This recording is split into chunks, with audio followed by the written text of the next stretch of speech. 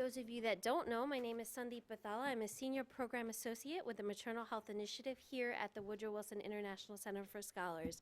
As you may have noted, I just said the Maternal Health Initiative. We recently renamed our program from the Global Health Initiative to the Maternal Health Initiative to more accurately capture our work. So part of our Advancing Dialogue on Maternal Health series is events like today's. Through that series, we work to advance dialogue on maternal health by addressing critical and neglected maternal health topics. Our series is generously supported by the Maternal Health Task Force and historically from the United Nations Population Front. As many of you know, the Wilson Center is a formal memorial to our 28th president, the only president thus far to have achieved a PhD, and in his honor, we aim to bring the worlds of academia, policy, and practice together to better inform one another. A note about today's meeting, we are webcasting live, so what that means for folks here in the room, when we do get to the discussion, I'd ask that you wait for a mic. My colleagues will be around with them, and I'll also ask that you introduce yourself and your affiliation. For those tuning in, and for those actually in the room, we are going to use the hashtag of MHDialogue today. For those tuning in and listening to me via web, if you have questions, feel free to ask them via Twitter, and we will work to have those questions incorporated during the Q&A. I do want to turn this over to our esteemed moderator today, Rebecca Fishman. She is the Operations and Special Projects Director at WASH Advocates, and I do want to emphasize that she truly is an advocate. She started talking to me about putting this panel together in January of 2012 in Arusha, Tanzania at the Global Maternal Health Conference. So she's certainly been an advocate of these issues and seen us discuss them in an integrated way, which we will do. The other last thing I wanted to mention before I do turn it over to Rebecca is that I hoped you grabbed a cookie or a brownie, because today is Lenka's birthday, and we are very honored to have her join us today on her special day all the way from London. But Rebecca will be introducing all the speakers, and you can find her bio in addition to my commentary about the Arusha conference outside. Thank you. Thank you so much, Sandeep, and thank you everyone for joining us today. I am so excited for this event. As Sandeep mentioned, I've been nagging her for a little over a year to make it happen. The event was strategically timed today in the month of March for both International Women's Day this past Saturday and for World Water Day coming up on March 22nd. This is a really timely issue, and you'll hear more about this in the presentations, but the Millennium Development Goals around sanitation and maternal health are among the farthest off track of all the MDG targets. The links between WASH and maternal health are quite strong. You'll be hearing a lot more about that as well. It's definitely an up-and-coming area for research and advocacy, and I'm so happy we'll be able to explore it further today. So you're in for a great treat. You have 4 WASH and maternal health experts today representing research, governments, nonprofits, and advocacy sectors. All have wonderful presentations. I think you'll enjoy them. So you have the detailed bios in front of you. I'll just introduce our speakers briefly and then turn it over for presentations. So our birthday girl, Lenka Benkova, is a research fellow and PhD candidate at the London School of Hygiene and Tropical Medicine. Lisa Meadowcroft is the executive director of the African Medical and Research Foundation USA, joining us from New York. Annie Toro, on the end, is the senior advisor and lead expert for global health and nutrition advocacy at the International Medical Corps. I work most closely with Annie in her role as chair for the MNCH US Coalition on Child Survival Roundtable. And Mary Wenger is currently the environmental health team leader at USAID Bureau for Global Health, with primary responsibility for managing water, sanitation, and hygiene projects. Thank you all. So with that, we'll begin with Lenka, who's doing some really exciting research out of the London School on the WASH and maternal health nexus, and she'll tell you more.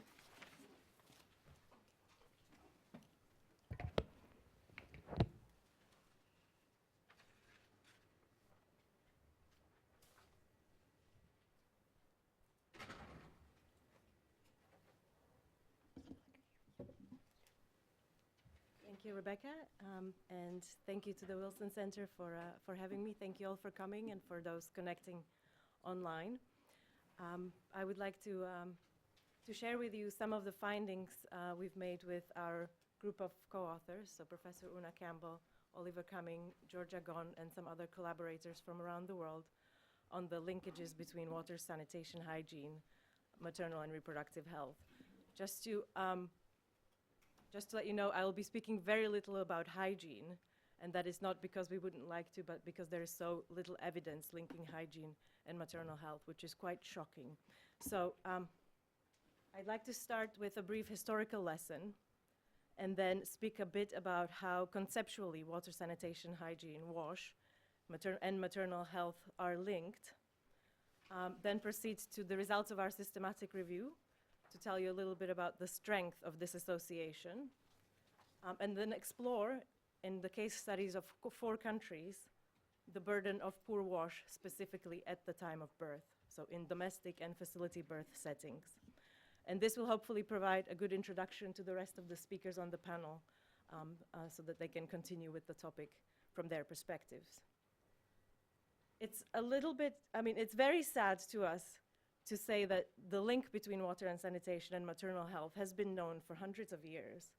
In fact, infection at the time of labor, the most obvious link in terms of puerperal sepsis, has been known posited since 1795, when the Aberdeen doctor Alexander Gordon observed high mortality rates among women. Experimentally, this has been shown to be the case by Ignaz Semmelweis at the Vienna General Hospital when he introduced chlorine hand wash, and as you can see, the mortality rates plummeted. At this point, our epidemiological and historical intuition is that water and sanitation and maternal health must be inextricably linked. And as you can see, this is a very simple gapminder graph showing the proportion of population accessing improved sanitation and maternal mortality rates of each country globally. And as we can see, that as sanitation improves, maternal mortality goes down. And it's the same for water.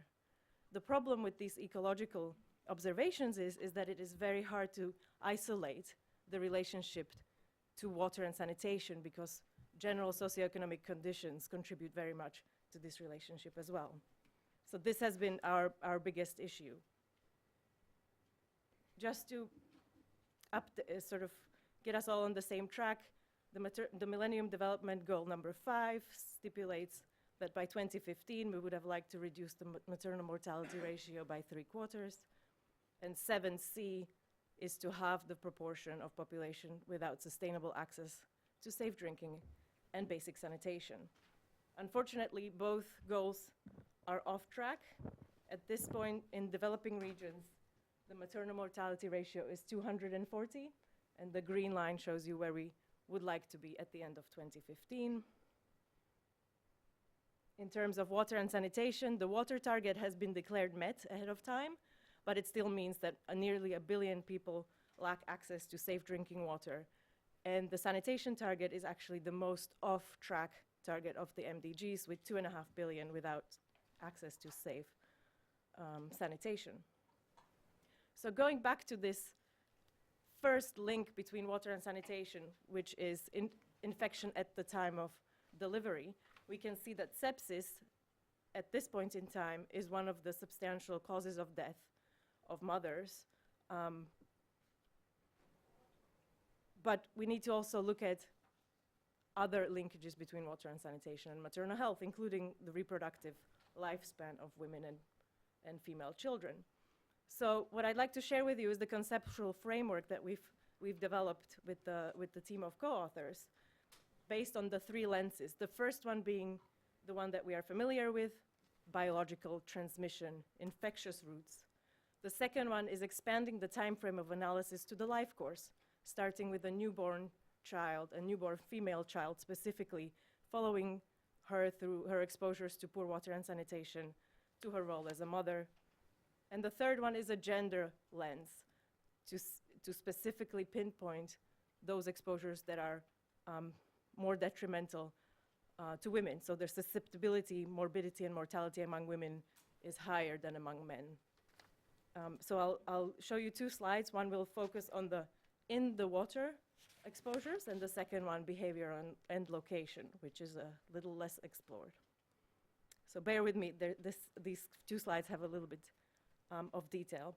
So based on the biological framework of Bradley's classification, we would like to highlight the waterborne exposures, such as natural contaminants, industrial contaminants, and deliberate additives. So for example, arsenic, naturally occurring arsenic in water, has been linked to spontaneous abortion. Nitrates from agricultural runoff have been linked to the blue baby syndrome, and deliberative additives such as chlorine and its byproducts have been linked to birth defects and spontaneous abortion. The second one, which is water systems related, for example, legionellosis, is not a particularly, does not appear to particularly affect women. But water-based infection and waterborne infection are potential links conceptually, such as genital schistosomiasis being a risk factor for cervical cancer and anemia, and hepatitis E, which has higher incidence and mortality in pregnant women.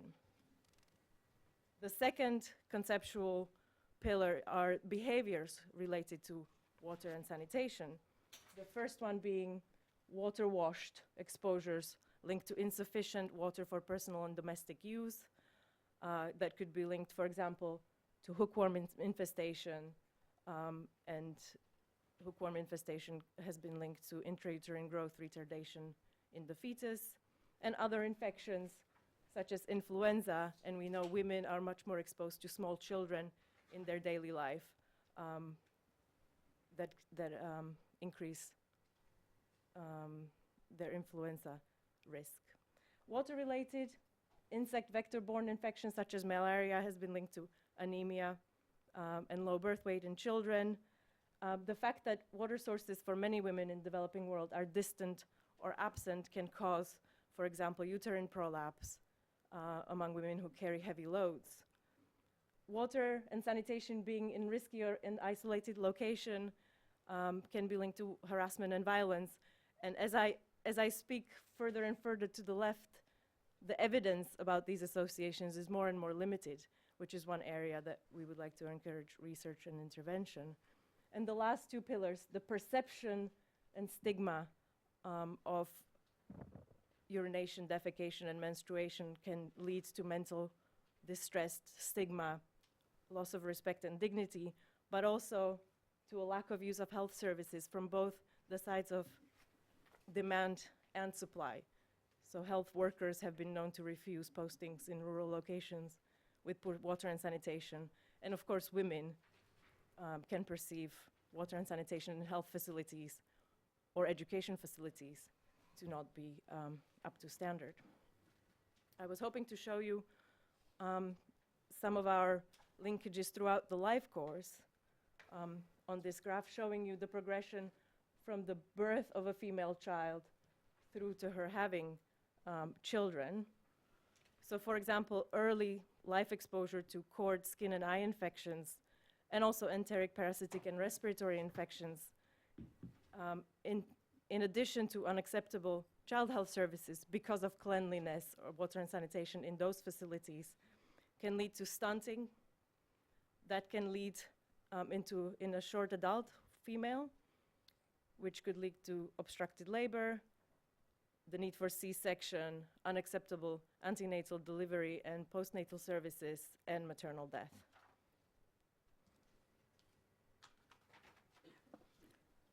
In terms of the magnitude of association between poor water and sanitation and maternal mortality, we have looked at the literature over the past 3 decades and found 14 studies linking these two, of which only 5 are at the individual level, so the woman's own exposure to poor water and sanitation.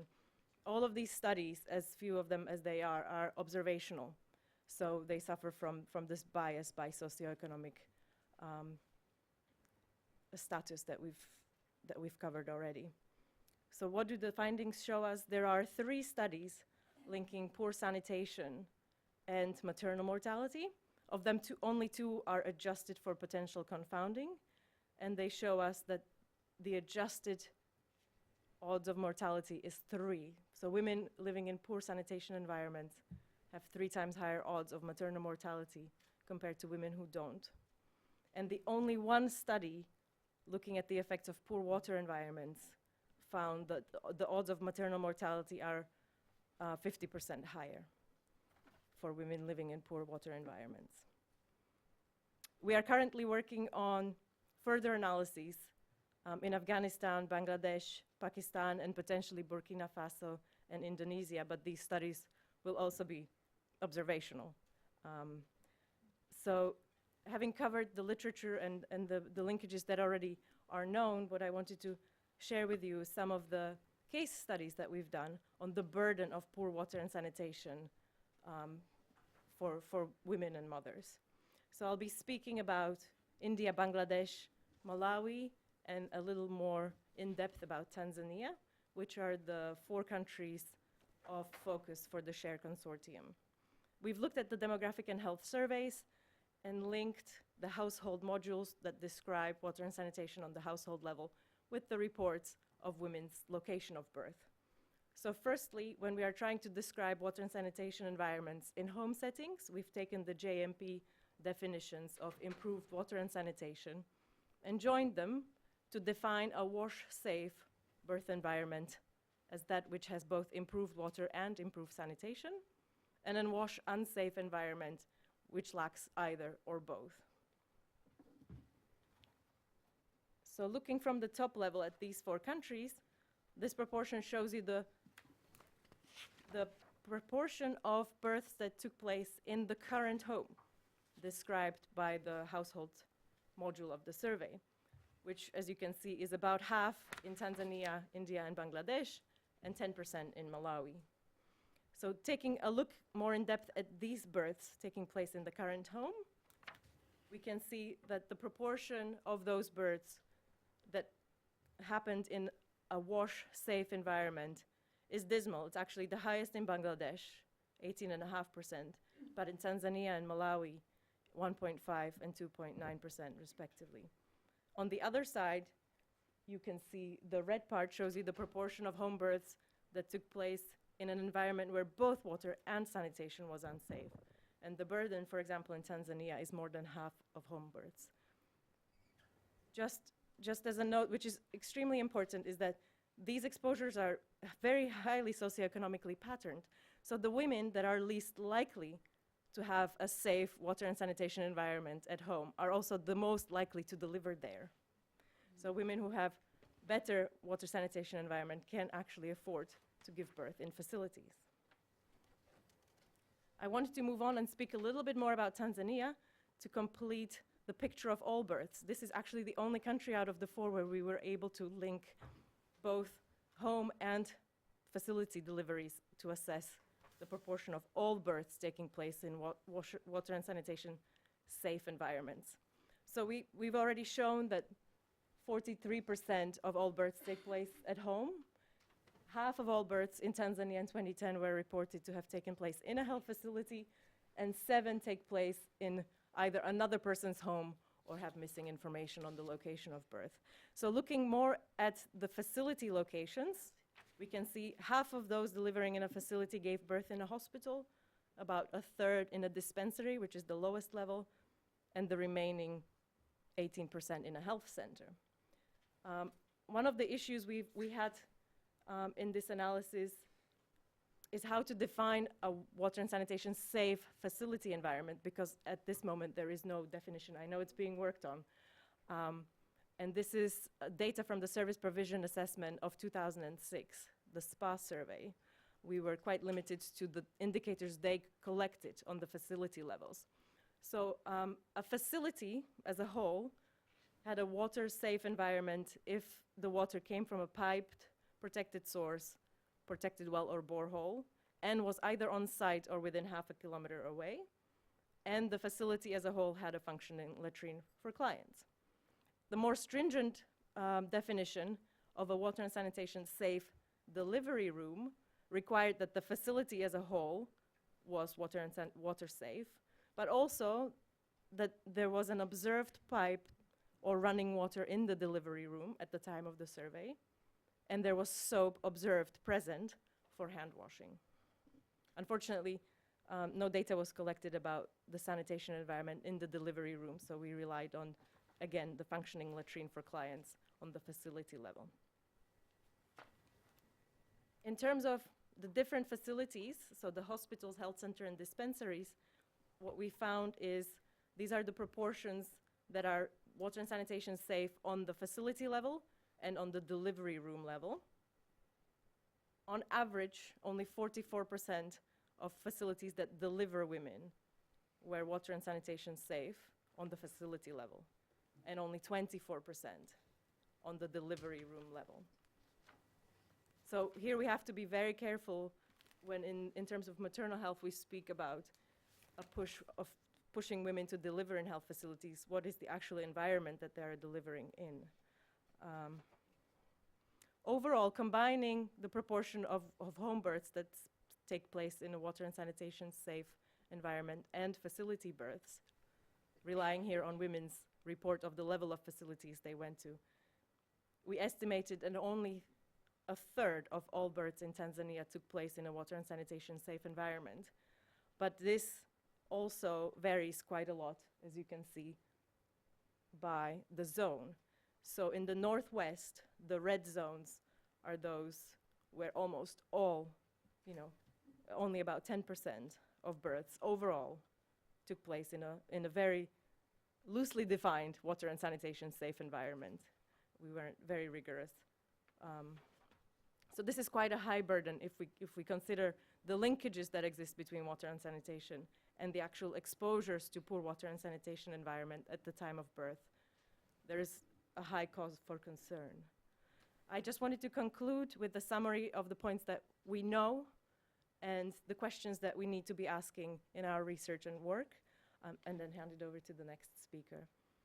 So what we do know is that there are biological and social behavioral mechanisms that link water, sanitation, hygiene, and maternal and reproductive health. What we also know from the systematic review, from existing evidence, is that poor water and poor sanitation are associated with high maternal mortality. We also know from the limited data we have from some countries that there is a high burden of poor water and poor sanitation in birth settings, whether they be domestic or facility. And that this existing evidence shows that improvement in water and sanitation may have substantial effects on improving reproductive and maternal health. Unfortunately, there is many other points that we don't know. So for example, from our conceptual framework, we identified 67 biological mechanisms, so leaving aside the social and behavioral, and there is no published evidence linking 30 of them with maternal health at all. There are limitations to our conclusions about the association because they are all based on observational evidence, and there is a lack of impact evaluations and interventions in this field. As I've said, our definitions were very loose on what is a safe water and sanitation environment. We haven't been able to consider, and other definitions do not consider, the quality of the water, acceptability of the sanitation facilities, the distance to reach them, or the cost, whether this is direct or trade-off costs to using these. There's very limited data on hygiene practices, whether these be related to domestic births or facility environments. We have, as of now, no definition of a birth facility or healthcare facility in general, water and sanitation environment. There is a lack of up-to-date facility level data. As you could see from the 4 countries, we could only use one country, and the data is nearly 10 years old from the SPA in Tanzania. And lastly, an increase in understanding of these linkages. By increasing our understanding, we could channel action to improve hygiene on labor wards. And this is an initiative called Soapbox that our colleagues at the London School of Hygiene and Aberdeen are working on. So I wanted to thank very much to the participants today, but also to the collaborators that have made this research possible.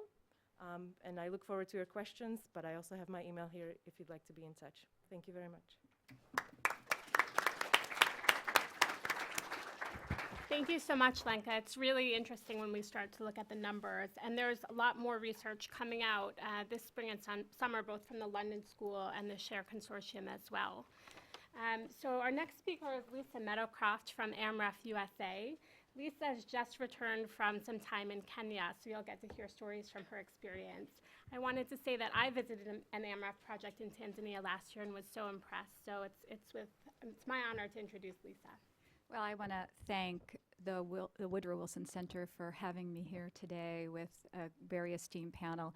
Two people whom I absolutely adore, Rebecca Fishman and Annie Toro, whom I serve on the steering committee of the Frontline Health Workers Coalition with. So it's really terrific to be here. And Lenka really set this up really well as in terms of the research, and I'm really going to talk to you very specifically about what it's like to be on the ground and a program that I just visited in Kitui, Kenya, that links water and sanitation and hygiene to maternal and child health, both in the community and the facility. Let's see. So as Lenka pointed, it's wrong slide. So, okay, so according to the United Nations Development Program, every person should have about between 50 and 100 liters of water a day for drinking, for washing, for cooking, etc. We in the US use about 575 liters a day. And on the continent of Africa, a family which consists usually of 4 to 6 people uses about 20 a day, just to put that in context. So Lenka certainly put in context where we are with water and sanitation and the MDGs. I think it's also just really important to, when you think about it, the 2.5 billion people who lack access to basic sanitation, that's 1 in 3 on the globe when you think that we are 7 billion people on this planet. That's a lot of people.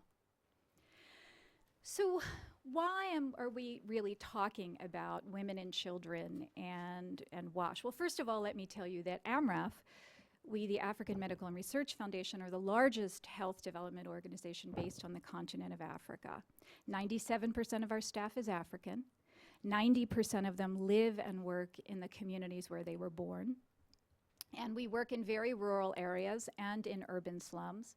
We do all of our public health work, which is infectious diseases like malaria, HIV, TB, and maternal and child health, reproductive health, water and sanitation, through the lens of women and children. And we do that very specifically because we recognize that women and children are the most vulnerable population in societies. And we also recognize that often it is women who are the agents of change in their community and in their family. So just quickly, what we've seen with regard to water and sanitation is, so for example, in sub-Saharan Africa, every year, women and children spend about 40 billion hours collecting water. That means all too often that women in these rural villages and urban slums don't have time to start businesses, which further exacerbates poverty in their communities because they are spending all of their time collecting water. It means that girls in particular miss about half a day of school because they're collecting water. Once they start menstruation, if there aren't separate latrines for boys and girls, girls drop out of school dramatically. I'm going to talk to you today about Kitui, which is a very rural area in Kenya. And it's a semi-arid population, which really means it's really hot. It's hard to imagine that I was there 5 days ago and it was 90 degrees because it's cold now. But it's very hot. Because it's semi-arid and desert-like, there aren't a lot of trees. Some of the trees that did exist were cut down for fuel, which further exacerbates the climate. And there's very little and scattered rainfall. So the population that AMREF is working with is about 192,000 people. 57% of them live at or below the poverty level, which today we think of as about $1.25 a day. 43% are illiterate. And we know that in these rural communities, 43% is the number, but when you look at women, it's much higher. Before the start of the program, which began in 2011 and will run to about 2016, part of it is sponsored by USAID and other donors. Only 28% of any family had access to a water source. Not saying it was a clean water source, but they had access to a water source. 37% had access to sanitation. And what we know is that women were traveling up to 5 kilometers a day, walking 2 hours. And once they actually got to the water source, they often had to stand in line for about an hour to get that water, which we're not saying was clean. Again, following what Linka said, 85% of women in the communities were delivering their babies at home. And part of the reason for that is that the health facilities were so far apart, at least 10 kilometers away from where women lived.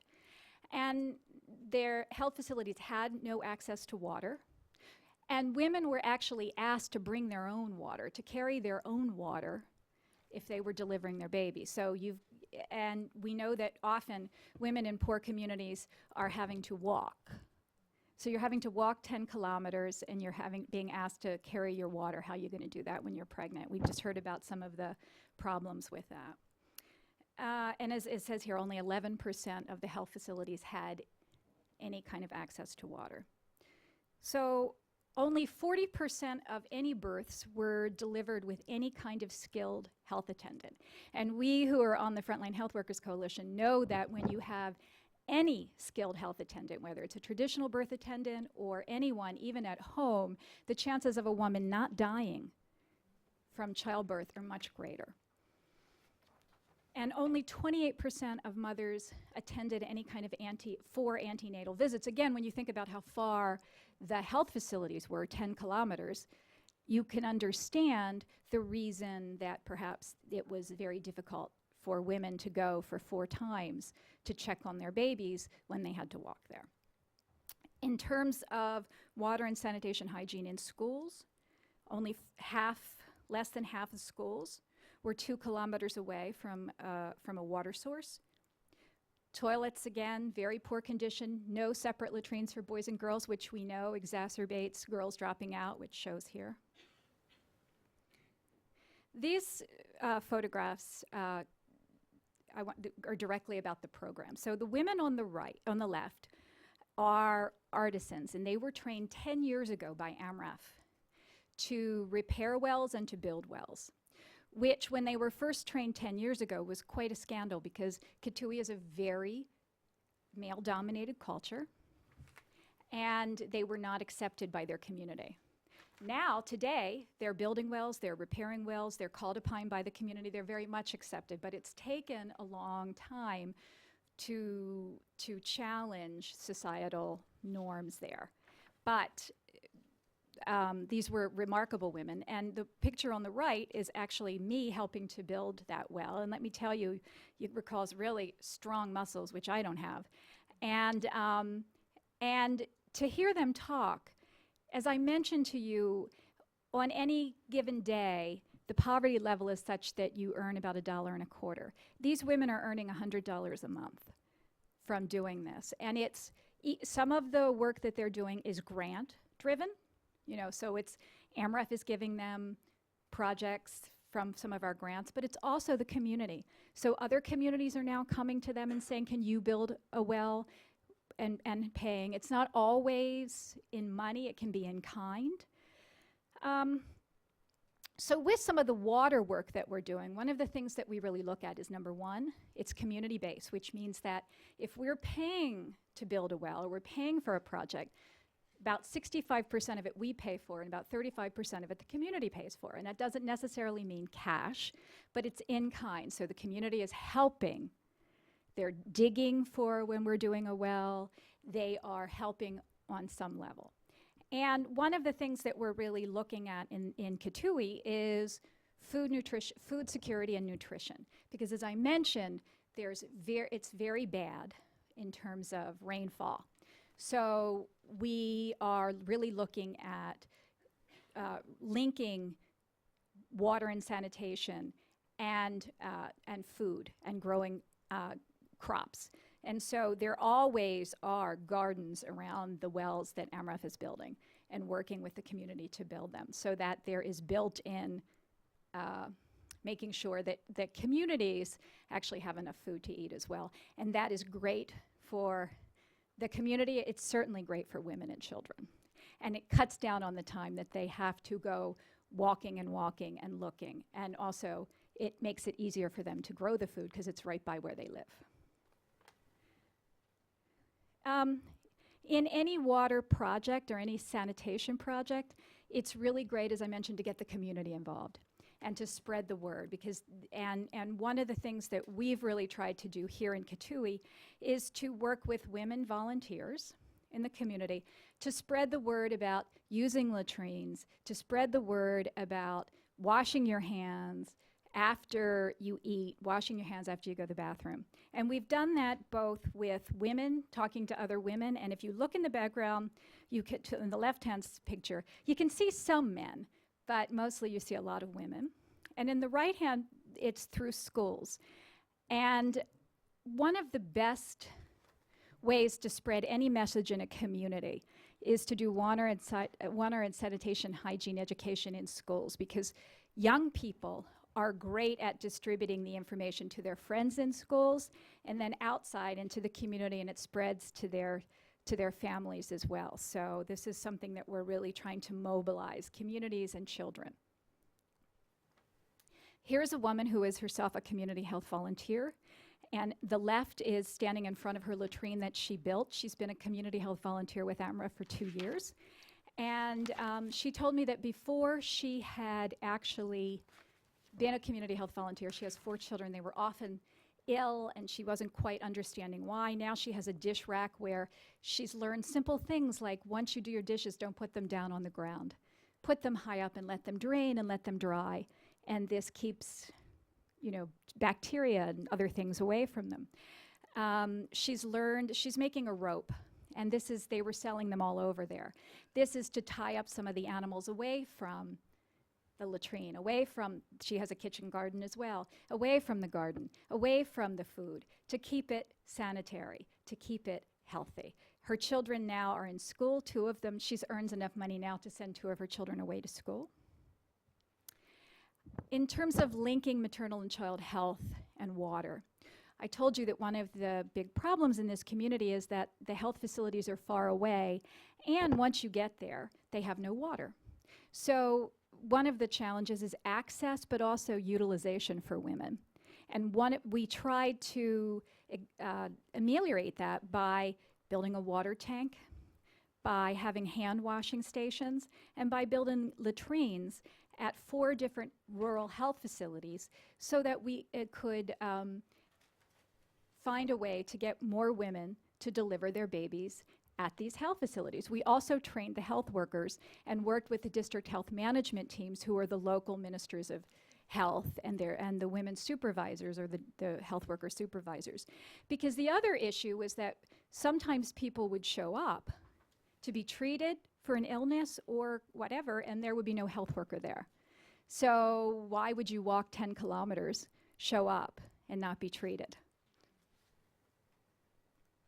This is a community-based health information system, and basically what it is a chalkboard, and it's the community which puts community health volunteers who write the information about how many children are born, how many vaccinated, how many women delivered at health facilities.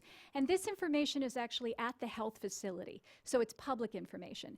It also becomes part of the official register at the health facility, and eventually that information goes all the way up to to Nairobi, to the Minister of Health, and becomes part of the official Minister of Health information for the national level. Again, this is a really great way to get community volunteers and to get the community involved, and to see that by vaccinating your children, it goes on the board. By having your baby delivered here, it goes, and when you don't, it goes on here as well. Who hasn't done it?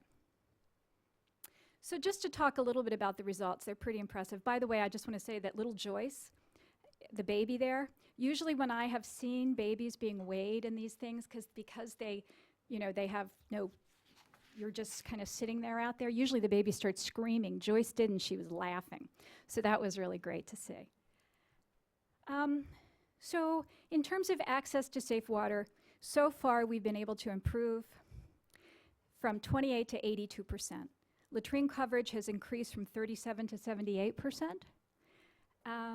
Hygiene, hand washing with soap is at 87%. The distance having to walk to a primary water source has been reduced fivefold from 10 to 2 kilometers. Skilled deliveries increased from 40 to 65%. 88.5% of children have been fully vaccinated. Mothers who attend at least 4 antenatal visits has increased from 28 to 68%. And the improvement of nutrition status, the malnutrition is reduced from 5% to 1%. So I think, again, this is all about getting communities involved, getting women involved in their own health, and it shows what you can do when you link both the health facilities to the community. The challenges, some of them are something kind of beyond AMREF or anybody's control. Drought, dried up water sources. We can help rebuild those, but drought is really hard to, you can't do anything about that. Also, the small number of health facilities scattered so far in between. There is a weak referral system in terms of what happens when a woman shows up and she has complications. The health facility, the rural health facility that we visit, only has certain kinds of services that they can provide.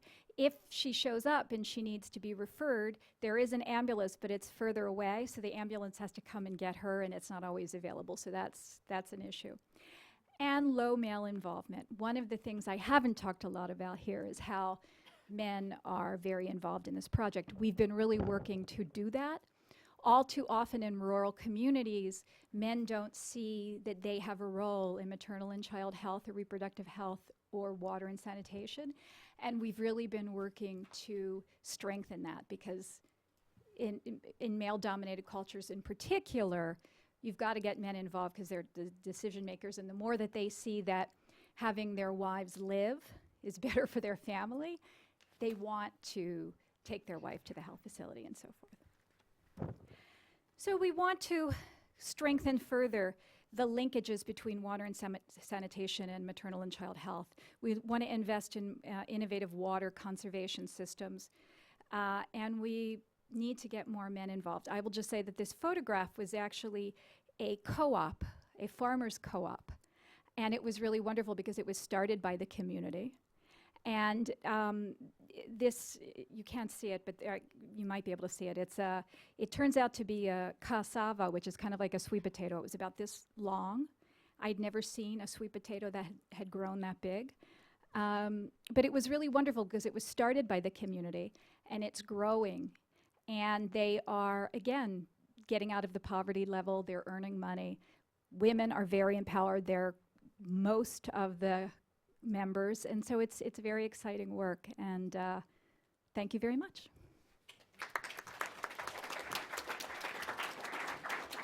Thank you so much, Lisa.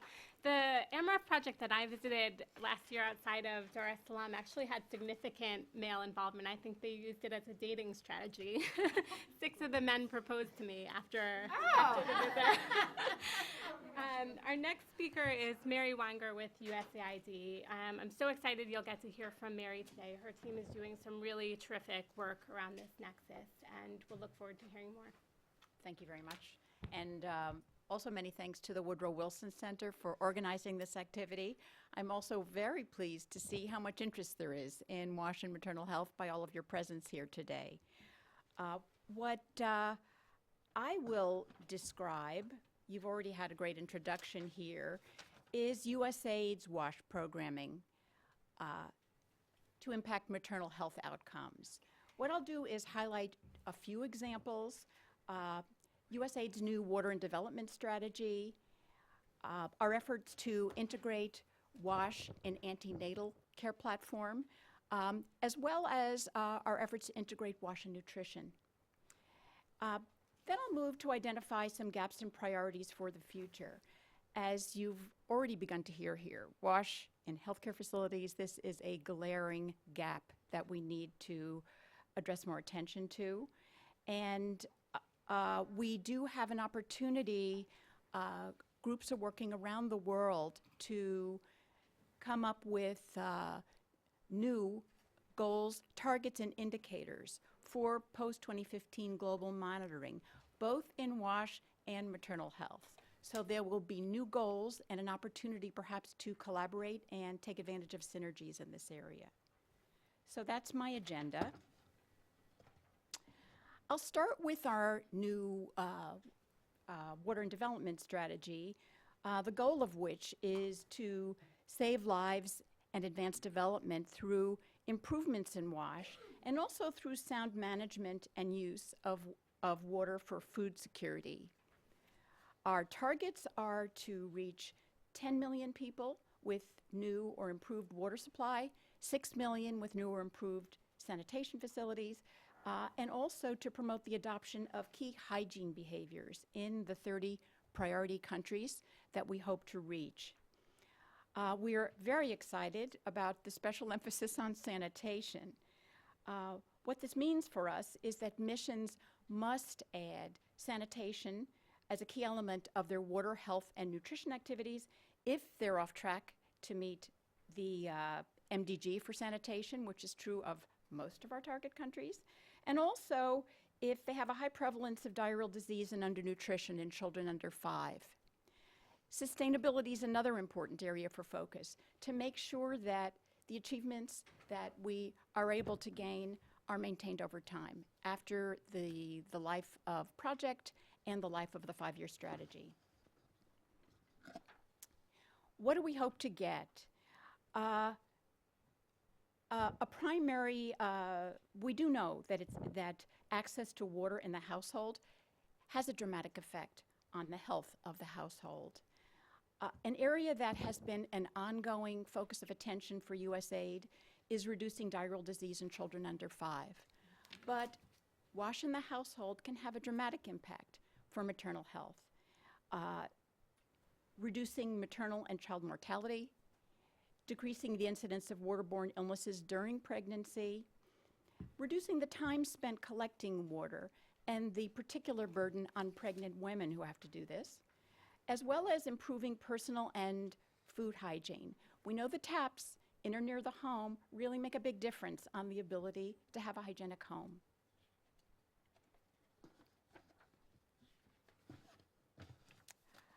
I'm going to move now to an experience that we've had with some great colleagues implementing WASH interventions through the antenatal delivery and postnatal care platform in Malawi. This is a model that we actually initiated in 2007, 2008 in Malawi. However, our colleagues at CDC have taken this model and implemented it in several other countries, Kenya, Haiti, with success. So about Malawi, we joined forces with the Centers for Disease Control, UNICEF, Population Services International, and the government of Malawi to, with the objectives of increasing water treatment, disinfection of water in the household, as well as improving hand washing with soap in the household. We also wanted to increase the attendance at antenatal and postnatal care visits, as well as women going to facilities to deliver their children. We've heard about how effective that can be in terms of their health. So the project involved the distribution of hygiene kits. This is CDC's Safe Water System. It includes treatment of water using a dilute bleach solution, and also promotion of safe handling and storage of water in the household, as well as hand washing with soap. So it has a behavioral component, and it requires some materials. So the kit included a water storage container that had a lid and a spigot to avoid recontamination of the water, as well as WaterGuard. You might be familiar with this product, a water disinfection product that's sold in a lot of the countries that we work in. It also had an ORS packet. So this is what we were hoping to do. Why focus on the antenatal care platform? We saw several advantages. There was the opportunity to reach a lot of women at the same time at these facilities who were attending for prenatal care. The high coverage, it's also a teachable moment where women are considering ways that they can actually improve the health of their newborn and their families. And taking advantage of trusted providers, the healthcare workers that they had come to know. We were also hoping to impact the maternal mortality rates, which in Malawi, 460 out of 100,000 live births in terms of the incidence of maternal mortality. Some steps in this intervention. We had to begin by training the clinic staff in treatment of water as well as techniques for hand washing with soap. We also distributed 15,000 of these water kits that I told you about. And there were 3 free refills that were used as incentives. One, once people came to participate in antenatal care. Secondly, after they delivered in the facility. And then if they came for postnatal care visit, they had another free refill. As an additional support, the community health workers, which in Malawi are called health surveillance assistants, they conducted home visits to the 400 women who were participating to provide ongoing education and to monitor how well they were doing with these interventions. Population Services International led the social marketing piece of this effort. They were in charge of the advertising and product dissemination. So here's the kit. You can see it on the left, and you can see women actually carrying it away with them after they have attended the clinic. So what kind of result did we have? The project was evaluated after 1 year and also after 3 years to assess the sustainability of the hygiene practices when the products were no longer available for free and when there was no longer that technical assistance, follow-up, nurturing from the health surveillance assistants. What we found, what we were looking for actually was to what extent were people continuing to use WaterGuard, and were they also able to demonstrate proper hand washing technique? We confirmed WaterGuard use and purchase by observing the bottle in the home, but also through a positive test for chlorine residual in the stored water. And then finally, investigating reports to see whether WaterGuard indeed was purchased after the free product ran out.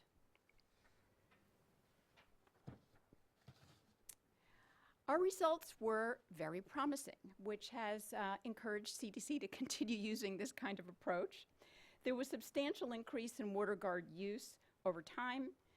There was an increase reported WaterGuard purchase and use after leaving the antenatal care program, a large increase in proper hand washing technique, and a higher percentage of women with over 4 antenatal care visits, and also those who did deliver their babies in facilities, which was an extremely positive outcome for the health officials in Malawi.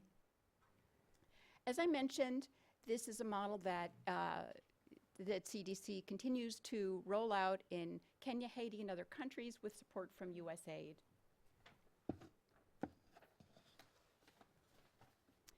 Now I'll just jog along to nutrition. You've heard a bit about this earlier, how WASH is a very important factor in ensuring that mothers are well nourished before conception. By preventing intestinal worms which are associated with anemia and malnutrition, by preventing diarrhea, and by preventing environmental enteropathy, where repeated exposure to pathogens can damage the lining of the intestinal wall and prevent proper absorption of nutrients. We do know that the nutritional status of a pregnant woman is a critical determinant of maternal and neonatal survival. So this is an area where we definitely want to intervene.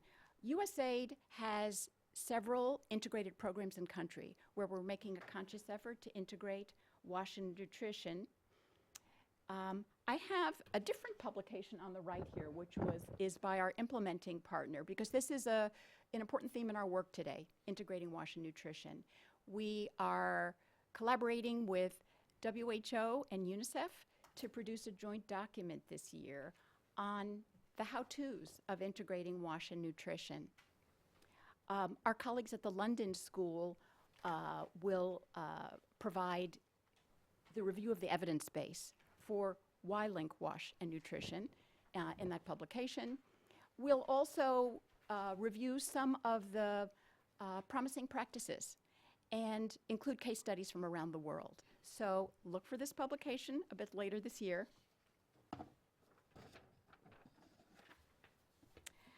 I'm moving toward the end with next steps, areas where we can and should focus attention. WASH in healthcare facilities.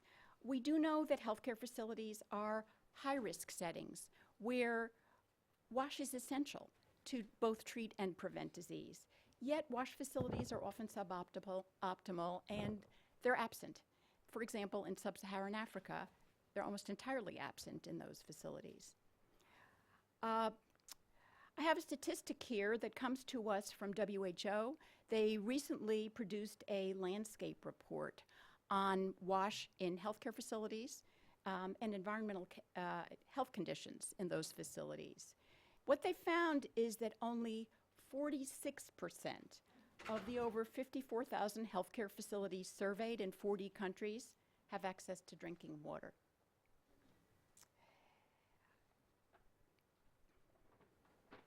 What I wanted to point to you on the right is, what do clinics do when there is no safe water?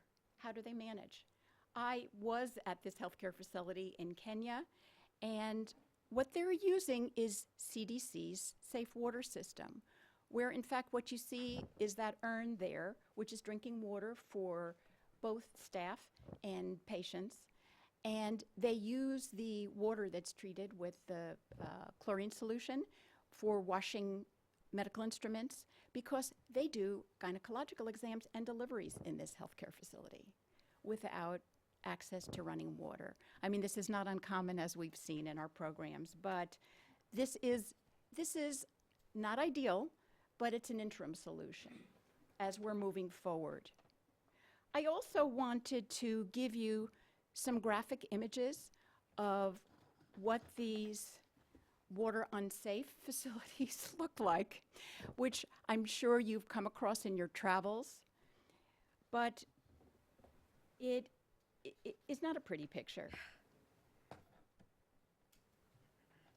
Not only is there no wash, the facility itself is unhygienic. We have animal visitation here. And then ending with perhaps the most graphic and bleak portrait of what it's like for a woman who seeks care in this kind of facility. So this is in Jharkhand in East India, but it's not atypical in so many of the countries where we work. Well, I'm actually happy to say that there is increased global attention toward this issue of WASH in healthcare facilities. WHO is spearheading an initiative. They started with the landscape report, but what they'll also be doing is trying to come up with systems for we don't even know how bad the facilities are because there isn't systematic monitoring that's done. So WHO is going to focus attention on coming up with monitoring instruments and promoting this kind of ongoing assessment, as well as developing norms and guidelines and advocacy and partnerships, because to actually make a difference in this area will require a lot of human resources and financial resources as well. What I particularly wanted to highlight from our perspective at USAID working in countries, when I work with health offices in the USAID missions, they say, we want WASH in our healthcare facilities. However, even though they want that, they are not the ones who have the mandate in the country to construct, operate, and maintain those facilities. That responsibility usually lies in another ministry. It's not in the Ministry of Health. It's in the Ministry of Water, Ministry of Public Works, and the implementation happens through local government. So what we advocate for is that WASH in healthcare facilities has to be part of national budgets and included as part of an overall WASH service delivery strategy that targets local governments, because they're the ones who are going to be doing it at the end of the day. So we all have a role to play in this. And I am happy to say that there is increased global attention to this issue. Here I want to talk about the post-2015 agenda. As I mentioned earlier, improving WASH in healthcare facilities has been part of several of the proposals for Sustainable Development Goals.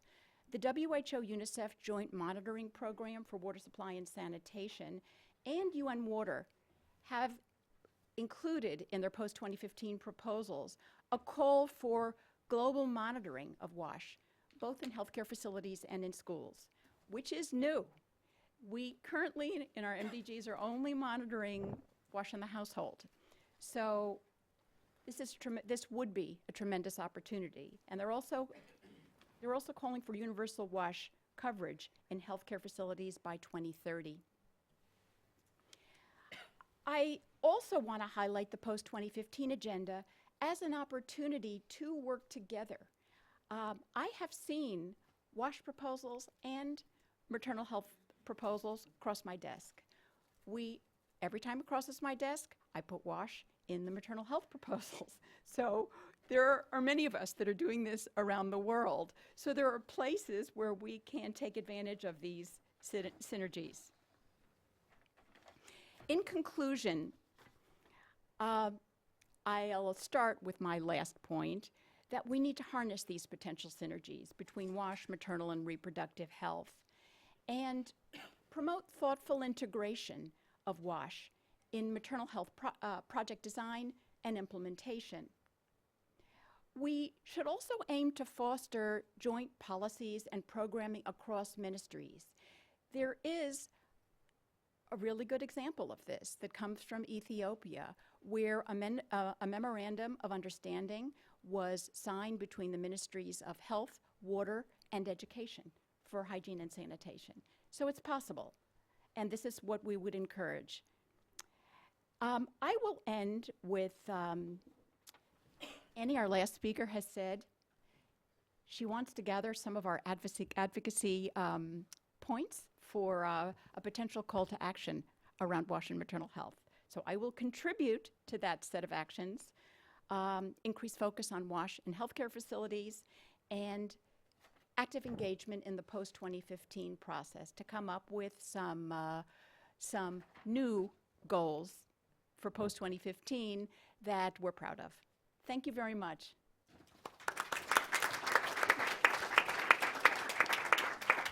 Thank you so much, Mary. We at WASH Advocates have really appreciated USAID's leadership on this issue.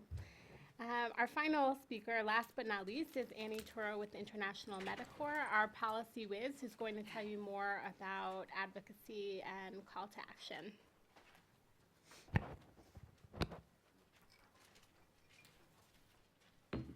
Thank you. Thank you to the Woodrow Wilson Center for organizing this event that's critically needed. And I'm also glad to see it happening right in the middle of two important days that Rebecca was mentioning at the beginning of her remarks. International Women's Day, which we commemorated this weekend, and we were doing a lot of activities before then. I hope that you were all involved in those activities. I'd love to get a sense about that during the Q&A, and efforts that we can do together jointly as we move forward, and as well as having World Water Day coming up on the 22nd, and a big advocacy day that's coming up actually in a few days this week, which I have to kind of, I guess, make the pitch for, since I'm part of the steering committee and I'm a team leader as well. It's really a pleasure for International Medical Corps to be part of this discussion and in the company of such remarkable people on panel. I was thinking, how am I going to make this presentation interesting? This is after lunch, after hearing this amazing panel speakers talk about some amazing and just really state-of-the-art work, and just be in the company of really good friends like my friend Lisa and our colleagues from WASH Advocates, who I work with on a regular basis almost daily. I was thinking, last fall, just before I start my presentation, I attended a side event during the UN General Assembly, in which Jeffrey Sachs, I don't think he needs a lot of introduction, from Columbia University Earth Institute, reminded the crowd of President John F. Kennedy's speech, which at the time was 50 years, just about 50 years ago. And this was in relationship with President Kennedy's quest for peace. The context of that presentation was actually universal health coverage. But I thought it was really timely, and as I was thinking about this over the weekend, it made me think about it when preparing for today's session, because of the importance of making strong connections and stressing the critical nature of integration, which I hope that you've been able to capture from everybody's presentation as being a key message that we hope you will take away with you about the value and importance of working and thinking in an integrated manner when we're referring to WASH initiatives and their impact on maternal health, but also as it relates to all different sectors that we all work on. So going back to that creed or speech 50 years ago, it goes like this. By defining our goal more clearly, by making it seem more manageable and less remote, we can help all people see it, to draw hope from it, and to move irresistibly toward it. So I felt it was very timely, and it just really spoke about what this is about today in our conversations, and definitely in our advocacy strategies and efforts to move this agenda forward. I realized that when we talk about these issues, it's always the advocates. Well, they'll take it over. This is something for them to do and advance. But I hope that with today's presentations and these remarkable speakers, that if there's one thing that you can leave with today, is that these presentations and our goals and our messages serve as a call to action for everyone, not only advocates out there. So I just wanted to point out to, and this is, please don't when I quote policymakers, don't make it seem that it's in any way partisan, please. But this one was one that has resonated with me over the time since Senator Shaheen spoke about this, and I'll just, obviously you all can read it, but let me, or for the benefit of those of you who have eye-challenging issues like I do on a regular basis, I'll read it out loud. Investing in the health of women and girls around the globe is one of the most effective yet underutilized tools for encouraging social stability and economic prosperity in the developing world. When women are empowered and healthy, families and communities will thrive. A strong commitment to addressing maternal and child health will save countless lives and is one of the smartest development investments we can make. So here's a little bit about International Medical Corps. We're a global humanitarian nonprofit organization that's dedicated to saving lives and relieving suffering through healthcare training and relief and development programs. when offering training in healthcare to local populations and medical assistance to people at higher risk, we hope to have that flexibility to respond rapidly to emergency situations. So that's really at the core of the work we do. International Medical Corps rehabilitates devastated health care systems and helps bring them back to self-reliance. And a little bit about our approach here. We have a very integrated approach in every single program that we work on. And through the integration of specialties, and just to give you some examples from medical assistance to people with high risk, or let me go back, women, emergency medicine, women and children's health, nutrition services, water, sanitation and hygiene, and mental health into primary care, healthcare settings to ensure that those we serve receive that holistic, comprehensive care that's so needed.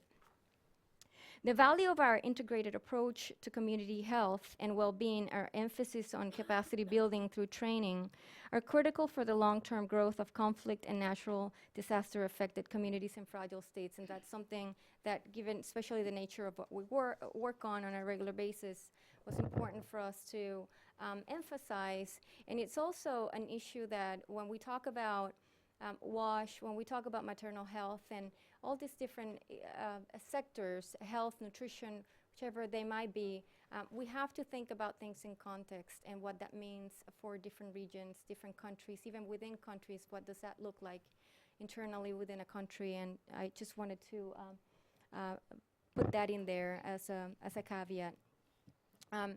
So moving on, some of these statistics may sound probably repetitive from some of our previous presentations, but I wanted to mention them, some of them again, because these are the kind of messages that are real and resonate with policymakers and with the people that we work on and that we're trying to galvanize their support and work more closely with us as we try to advance advocacy agendas.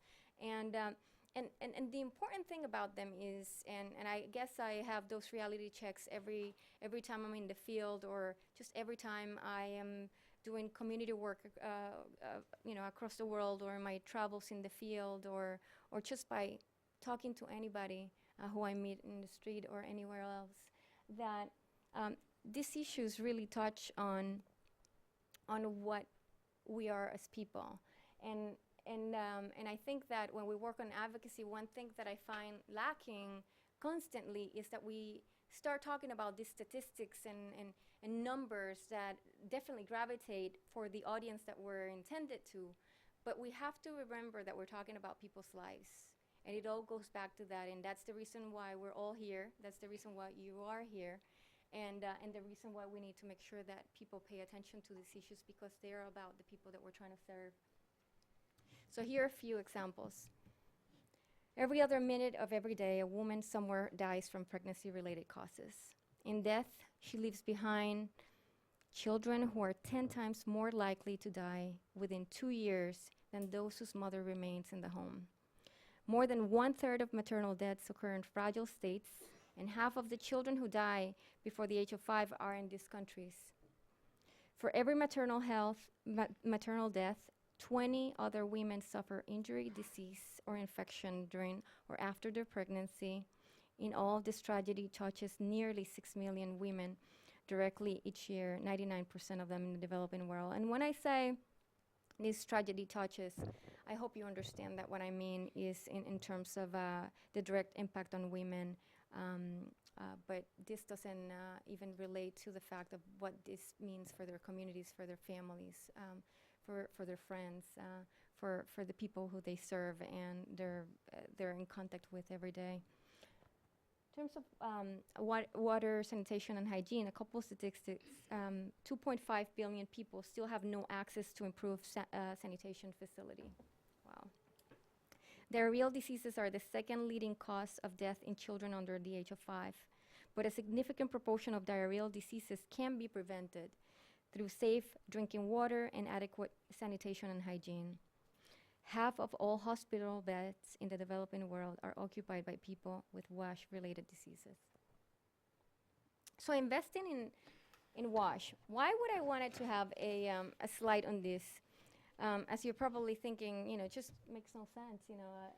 This is about WASH, but really as it relates to all other issues that we're here to talk about. Well, when we talk about WASH, and as a person who's probably on the Hill more than I could possibly even think about.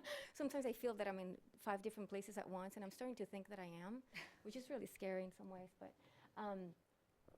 these are messages that really resonate with policymakers, and you all know this. Why? It's about that return on investment. When we talk to policymakers, they want to see that the money that we are investing in the ground to make these programs work are really giving us back what we're giving to communities. And so we can talk about the moral imperative in these talks. We can talk about the economic sense, which is the one that I just laid out. Or this could be talked about from the national security. As policymakers, as advocates, we'll talk about these issues and how they resonate and have an impact on all these different areas. But, when you look at them, these are, they speak so personally. We go to the Hill, and we'll be going to the Hill this week on World Advocacy Day, and we'll be talking about these. For every $1 invested in water, sanitation, and hygiene brings $4.30 in higher productivity and lower healthcare costs. Each dollar invested in water supply and sanitation services can offer returns ranging from $5 to 46, with the highest returns generated in the least developed nations. Universal access to safe drinking water and sanitation would save over $134 billion in annual healthcare cost avoided, lost productivity, and reduced mortality. So, the reason why I wanted, again, to stress this point is because it just comes so natural to speak about these issues in isolation.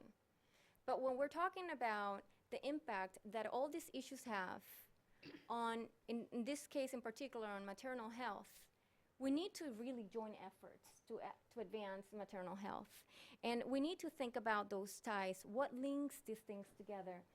And I think that this is a call to action also for the community, to be thinking about less on the sector-specific ways in which most likely a lot of people approach their work, and starting to think more broadly on that multisectoral approach to health, which is the right way to do things.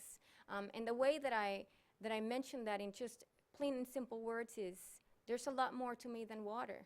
There's a lot more to me than eating. There's a lot more to me than being able to have access to family planning and reproductive health services, mental health services, and many other issues that we will touch on a little bit here. But they are not only the core of the work that we do at International Medical Corps, but really think about it from the perspective of the work that you do. They touch on the issues of, if I'm going to anywhere where there's an incidence or some kind of increase that I may be able to be contacting malaria. It's about HIV prevention. It's about TB. It's not only about one issue. And what are we doing to bring all these issues together so that people can understand them, and that you can really relate them back to what they mean for you, the people who you live with, the people you care about, and the people you're serving through your work on a daily basis. So here's just some links to those. In terms of WASH and violence, and again, apologies if some of these have already been mentioned by my colleagues. 1 in 3 women worldwide risk shame, disease, harassment, and even attack because they have nowhere safe to go to the toilet. Why? Why is this happening? Violence during pregnancy can lead to miscarriages, stillbirth, preterm delivery, and low birth weight. Violence hinders a woman's ability to gain access to education, healthcare, employment, voluntary marriage, and political participation. And there's also a strong association between gender-based violence, maternal depression, and suicide. WASH and reproductive health. Silence, stigma, and lack of information regarding menstruation, coupled with inadequate sanitation facilities, disempowers women and girls, and can lead to poor health practices that are linked with reproductive health problems. Access to sanitation and drinking water are essential for the survival of mothers during and immediately after childbirth, and also play a crucial role in improving gender equality and women's and girls' empowerment. Great. Did I cover already? Yes. Okay. So let me just say briefly move on mental health. Maternal depression, for instance, especially mothers also facing social disadvantages or harsh environments, such as conflict or disaster, often leads to low birth weight. Maternal depression and their impact on children's needs, and to engage in recommended behaviors relevant to health and hygiene. And maternal mental health is directly associated with many outcomes that contribute to infant mortality, such as undernutrition, diarrheal disease, immunization, and breastfeeding. I'm going to skip over some of these since I was just given, never give the podium to an advocate, I say. And I try to get away with it in saying, if I can do this in Spanish, I will do it much quicker, but trust me. But I usually never get away with it either. But anyway, WASH and nutrition. Nearly half of malnutrition cases worldwide can be attributed to poor water sanitation and hygiene. However, issues of water sanitation are often looked at in isolation, something that I've talked about before, and nutrition security, from food and nutrition security. And we need to look at USAID's new water and development strategy and forthcoming nutrition strategy, which is currently in the works. They're critical steps forward to ensure that actions are harmonized across sectors and partners. Gosh, I would be remiss if I'm not talking about health workers in so many ways. But let me just say briefly, let me just highlight two. Frontline health workers are the first and often the only link to health care for millions of individuals in the developing world. And they provide life-saving support and services for people in the most needed places. Increasing health worker capacity has been linked to more respectful treatment of maternal patients, reduction in infection, increased sanitation practices, and successful birth outcomes.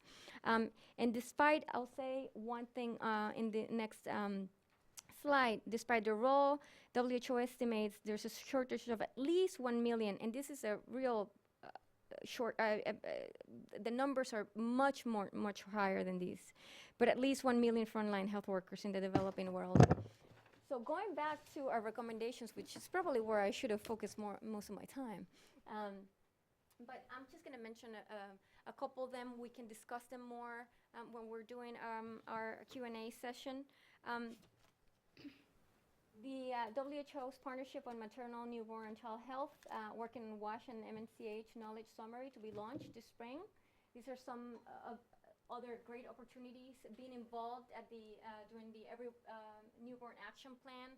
This is to stress the importance of the newborn having some of the worst rates currently, and having a lot more focus on this. The final draft will be presented to member states at WHA this year in May. And thinking about efforts underway to highlight WASH and MNCH linkages through major platforms, such as the June's Partnership for Maternal, Newborn, and Child Health Partners Forum. Funding and education. I think I probably have like 2 minutes left, so this is where I just go fast. Increase appropriations for global health programs, development assistance, and international disaster assistance. You know that the president's budget came out or at least the majority of it came out last week.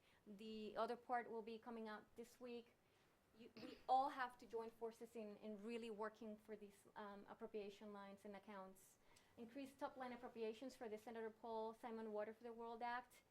We need to educate policymakers about the impact that increased appropriations and other strategies would have. We have to continue to educate policymakers about the value of an integrated approach to the work we do, and we need to fund research to help fill gaps in evidence. There are a couple bills that are really timely and important for you to keep an eye on, and I realize that these slides are going to be available for you later on, but we really urge you to pay attention and encourage you to join in forces for advocacy for the Water for the World Act, which is going to be something we will be advocating on the Hill this week, enactment of the International Violence Against Women Act and passage of House Res 135, which is a resolution recognizing the importance of frontline health workers in the world. In terms of programming and implementation, we need international political leadership to make WASH a part of mainstream emergency relief and development strategies, highlighting both the critical role and the cost effectiveness of all three in poverty reduction. We need to position WASH as a complement to other equally important development objectives, such as nutrition and then PEPFAR. Other programming and implementation, strengthening integration of WASH and MNCH, increase integration of nutrition services, increase male participation in WASH and MNCH, as my colleague was referencing earlier, as well as training and GBV education to raise awareness. Some commemorative days to think about. We just celebrated one. We will have the Advocacy Day coming up, World Water Day, March 22nd, World Health Worker Week, April 6th to the 12th, and this is actually National Nutrition Month. I have a slide on post-2015 development agenda, which I don't think I'll have time to go through. But I want you to think about, since this was mentioned also by my colleague, Mary, in advancing WASH within the post-2015 development agenda, identifying its goals, targets, and indicators in WASH and health in other areas, making sure that we don't forget about the health issues in fragile country contexts, which were pretty much neglected during the MDGs, and quality and equity of care is a priority across all post-2015 health goals, but especially for maternal health care. And this is something that I always, my presentations like to end with. They're quotes that really mean a lot to me from a former late senator who is a tremendous champion for so many issues in the Senate. I like his first quote on politics isn't about big money or power games. It's about the improvement of people's lives, because it's one of those mantras that made me want to be someone who is involved in trying to fight the good fight. And the other quote is, if we don't fight hard enough for the things we stand for, at some point we have to recognize that we don't really stand for them. So with today's remarks, I hope that we've been able to define our goal more clearly, to make it seem more manageable and less remote, so we can help all people see it, to draw hope from it, and to move irresistibly toward it. Thank you.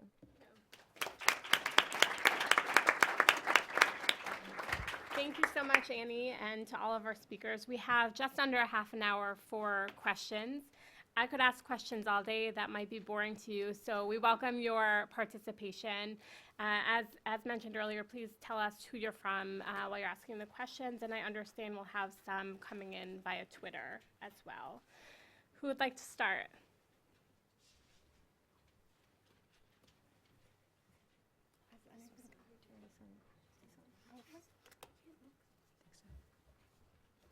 Okay. Please, in the back.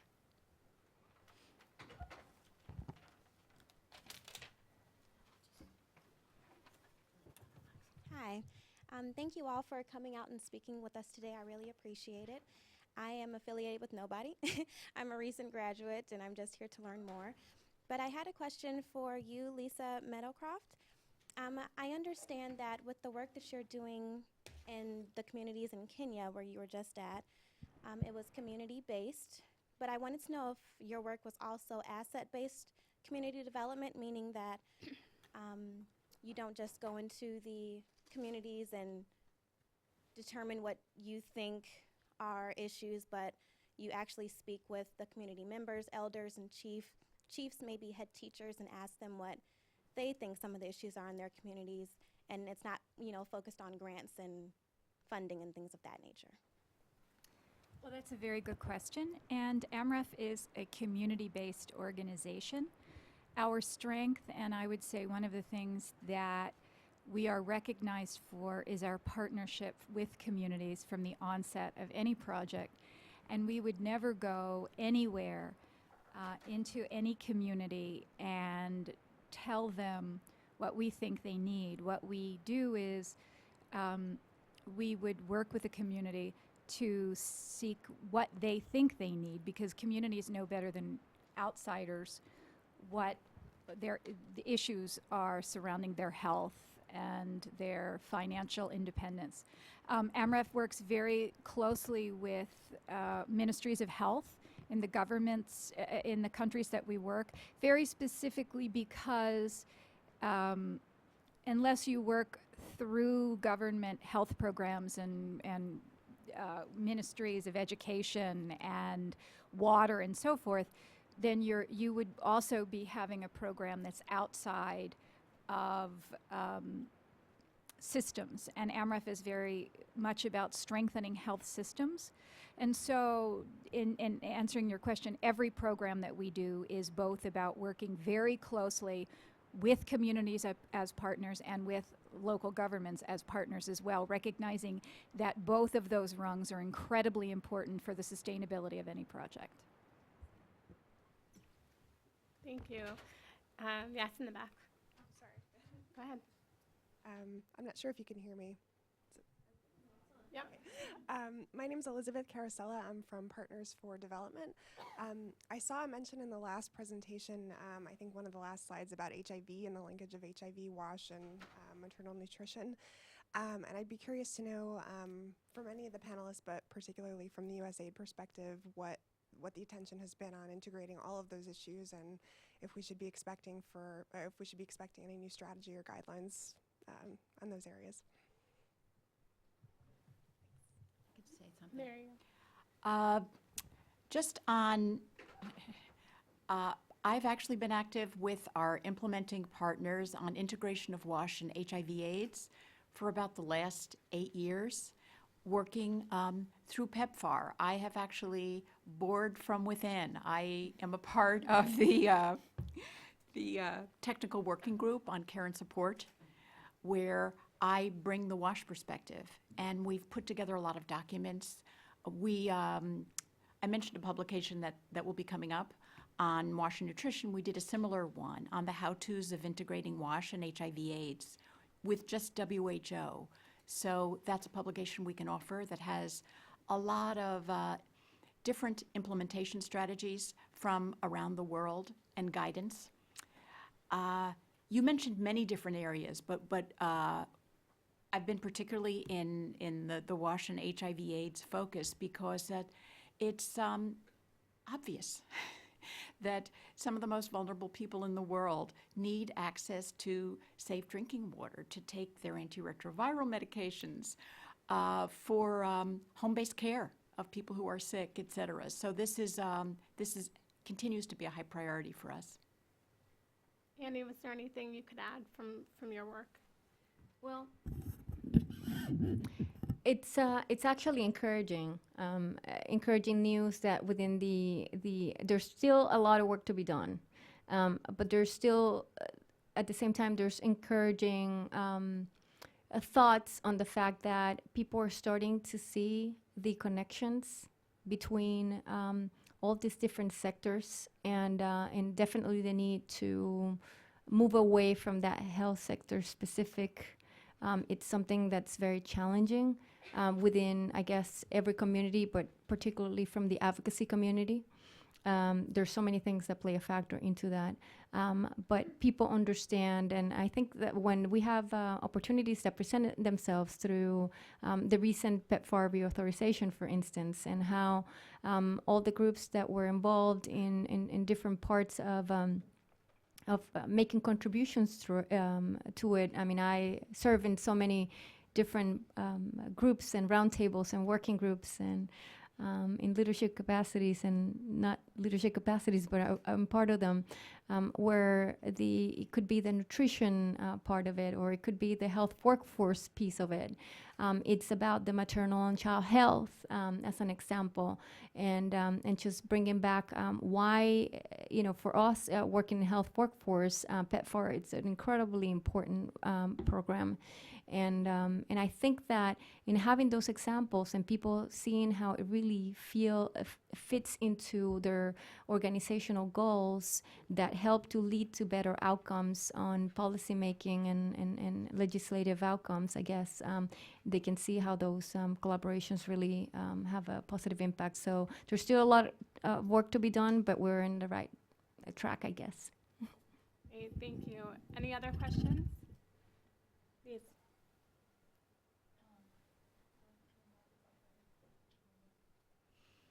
Lori Krieger from the Manoff Group. This is a question mainly for Lenka and Mary.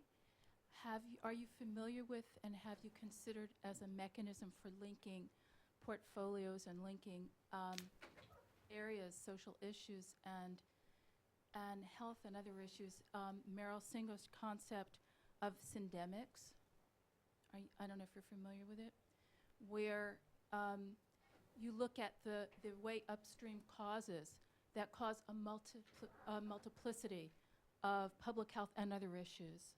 So instead, like you had mentioned, social class is almost a confounding variable. You would look at social class, and you would look at how it manifests with HIV, which has been written about even by someone at AID, Suzanne Leclerc-Madlala, and you'd look at how it influences WASH and maternal health and the connections between them.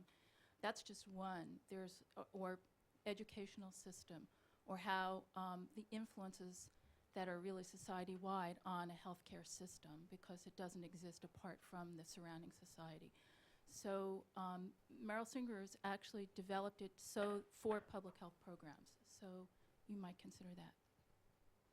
Thank you. Additional questions? Indeed.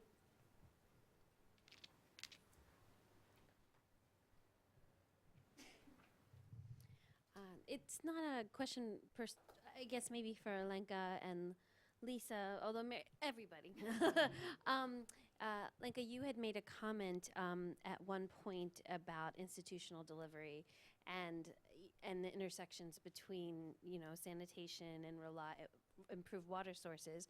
I know we heard a little bit about that, or a lot about that in your work, Lisa, and how that comes into play. But I guess I'm thinking if anybody has any comments in particular about the JSY program, for example, in India, where there was so much emphasis, there's a lot of emphasis on institutional births, but then how that might relate to improved water sources as well.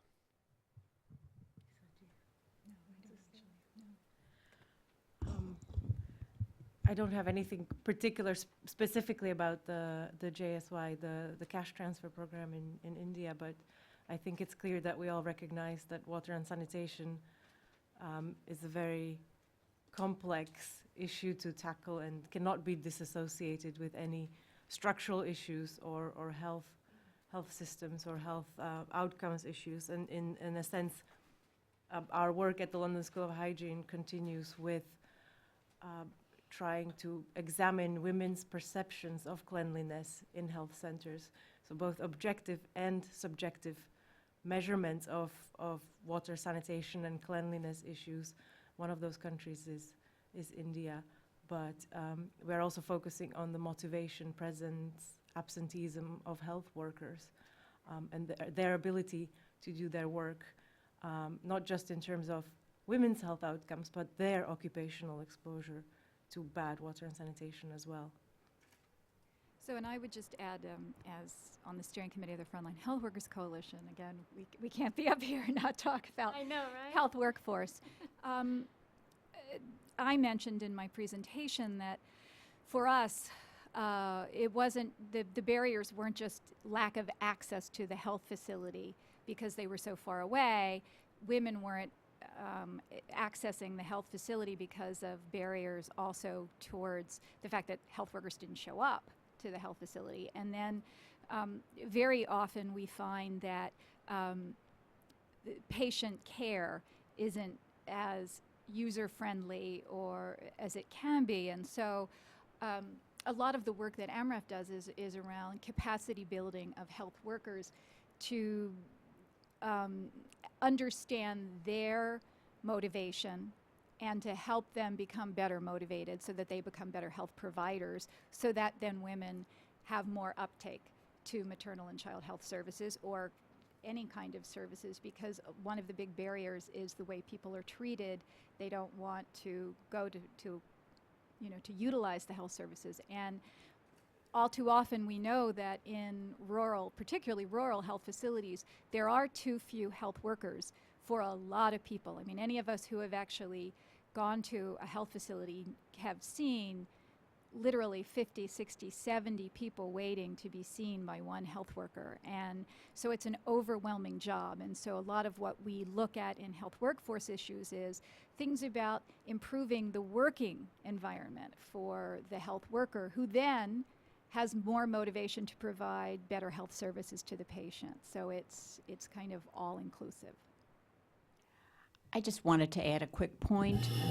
I showed you the picture from Jharkhand, India, of the lone woman lying in that very kind of unsterile environment. I borrowed that slide from a coworker who works in maternal health. And what that slide was about in her show was disrespect and abuse of patients. And it is something that my maternal health colleagues are working to address, that in fact women do not want to go to facility because of the abuse that they receive when they go there. I did talk about the healthcare facility as a trusted source of information. I think it's both, but the disrespect and abuse happens as well, and we're working to stop it. That's a great question. Thank you. Please. Hi, thank you everyone for the presentations. They're all great. My name is Ben Brown from Results for Development Institute. I wanted to ask for your thoughts on how we can ensure that private sector and social enterprise initiatives in the WASH space that have been proven and or have a lot of money behind them, such as Life Buoy in India, Sanergy in Kenya, how can we ensure that they are reaching disproportionately women and mothers, and ensuring that the impact is made not just on the broader community, but especially for mothers and women? Anyone want to take a shot? Well, one has to ensure that, for example, as AMREF and IMC certainly does, women are central to any water committee, and that they have leadership roles in these water committees, so that they're not just kind of, name only. And one of the slides that I presented showed women who were artisans, which was really quite against the local culture to have water engineers, basically, who were women. And 10 years down the road, they still experience some hesitation among community members, but by and large, they're pretty well ensconced in that role. So in terms of ensuring that women and children are very much a part of any large program that is improving water and sanitation, it's making sure that women are part of the leadership of those community programs, and educating elders and leaders in the local government, and making sure that it is known that improving the health of a woman improves the health of a community. And it's a lot of advocacy on the ground, and it's a lot of education, but it's also making sure women are central to the program, I think. I'll add a couple points, and that's a really quick question, very, very good question. As part of the Frontline Health Workers Coalition, one thing we do, and for people who are interested, we really encourage you to look at the coalition's website. It has a lot of really great information on resources, but also a sense of the partnerships and the organizations that are part of it. That are very diverse, and we work very closely with the private sector. And just hearing you speak about your question, we work so closely with Unilever, Johnson & Johnson, so many other private companies, and the outcomes that we've seen in the field, and from the perspective of International Medical Corps, and in other places that I've seen, and colleagues that I collaborate with very closely, it's just so relevant and helpful to help elevate the issue at a different level. And when it comes to translating these issues to policymakers, these issues really do resonate well when you go to Congress and you talk about not only the diversity of the communities that are involved in this in supporting these efforts, but also how they really come from all sectors. From obviously the advocacy community, from the implementing side of things, from from the private sector and faith-based communities and many others. So that's an issue that resonates from the Hill with the Hill very much, and just on touching on an issue that that Lisa was mentioning too. It's this issue of the empowerment of women. It's something that it's in the resolution that we were drafting, that we drafted on Capitol Hill, recognizing the importance of frontline health workers, and it gives them an important place at the table. I mean, looking at our programs in Afghanistan, for instance, some of our most successful programs from the ground. Actually, the first program that we had in International Medical Corps was in Afghanistan. So it had to do a lot with starting a midwifery program. And in these settings, I mean, just making sure that we have health workers that are women are particularly important if you want to get good results, and making sure that they will be allowed, or they will have the ability to be able to get to the places where they're needed. And the whole issue of task shifting, it's another important thing to consider, which we don't have time to get into. But it's an important thing to stress the importance of making sure that we're really empowering people on the ground, that these health workers feel motivated, as Lisa was saying before, that they're supported, they're equipped, and we can have more retention down the road.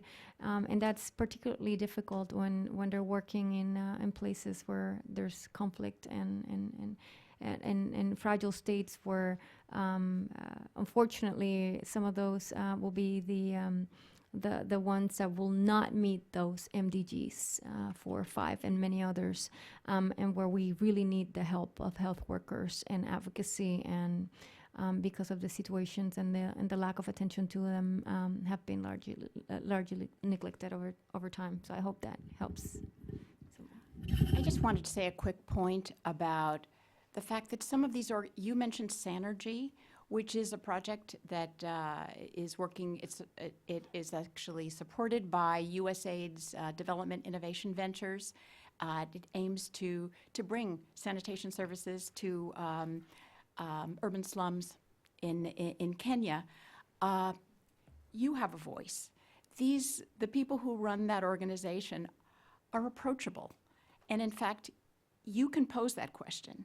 Actually, what are you doing are there women entrepreneurs that are actually managing these entrepreneurial toilets where there's kind of a fee-for-service for people to use? So they're not people who are out there that you can't reach. So I just want to encourage you, when you do have these questions, ask them. I mean, you're good advocates as well. And if you want help from us to basically pose those questions, we'd be happy to help. And I'd also briefly add that the Secretary General's Every Woman, Every Child initiative has a very strong private sector element to it. So take a look at that website as well. I think we have time for one more question. Who wants to wrap it up? Please.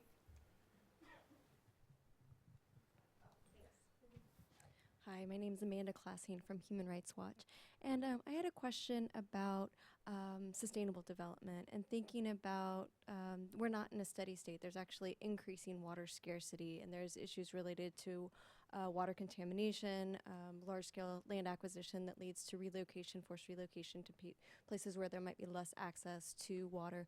So what has been done or what can be done to link water and sanitation, maternal health, and the increasing pressures, environmental pressures, either environmental degradation or climate change?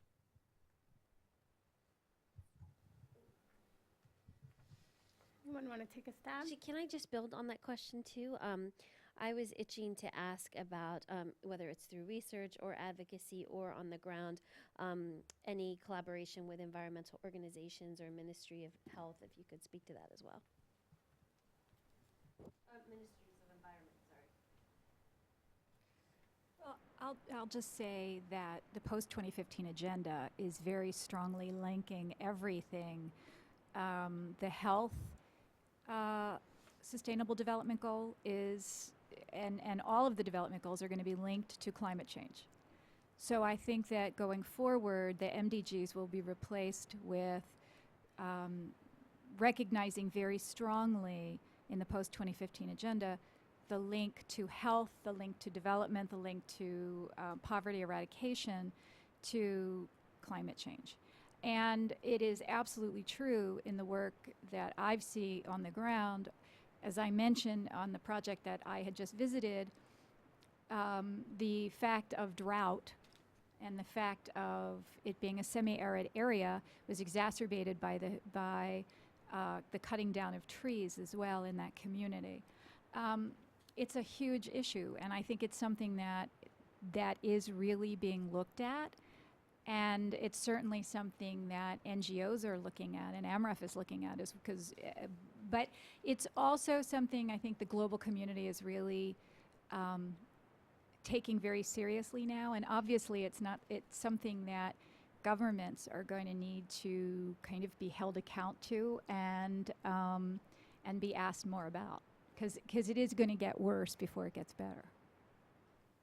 I'll add another point, since as you, probably many of you know, the Open Working Group was actually meeting last week, and as we're all kind of like in 10 different places at the same time, right? Unfortunately, couldn't be there.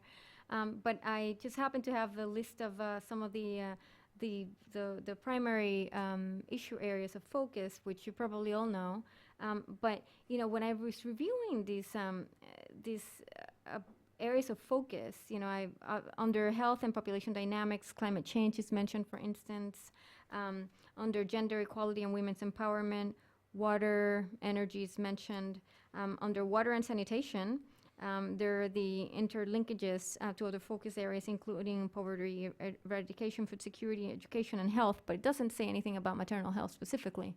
So it is our job to make sure that when they have all this laundry list of different issues, I mean, from there goes into economic growth, industrialization, infrastructure, employment, promoting equality, I mean, many different things, that we make sure that we make the appropriate linkages. That's what we're supposed to be doing as advocates and people working that have those programs in the field. And that's something that I didn't mention in my presentation, but the voice of the implementers of those programs that we have in the field, people on the Hill are thirsty to hear about them. The same way in bringing them forward when we're talking about the post-2015 agenda. I cannot tell you how much I hear from policymakers in every meeting. I mean, they want to hear, but they don't want to hear from the advocates, you know. It's plain and simple. I don't want to say that out loud too much, obviously. But obviously the hope is always to find a place where we're not needed anymore, because we've been able to achieve what we were hired to do, and it's to really help improve and save lives. But I think it's really important for people to understand that the voices from the field are what policymakers are looking for, because they're looking for that that level of I'm actually doing the work in the country that will help illustrate how I'm really bringing about positive results for the people that we're serving. And I think with the call to action and the promise renewed, it's one of the perfect examples to illustrate how galvanizing this with the governments of India, USA, and Ethiopia, and now seeing how this is really launched into such an incredible platform around the world, where countries are taking ownership and talking about their own call to actions in their countries. Is a way to tell people the investments you're making, even though it's less than 1% of the budget, although people don't really even understand that, they really are making a difference, because people are interested in making a difference in their countries, and they are doing that, and they're not looking to rely to the US for funding forever. But anyway, so that's an additional point I wanted to make.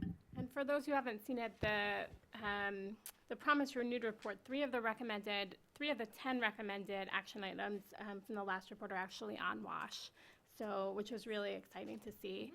I think it's exactly 2 o'clock.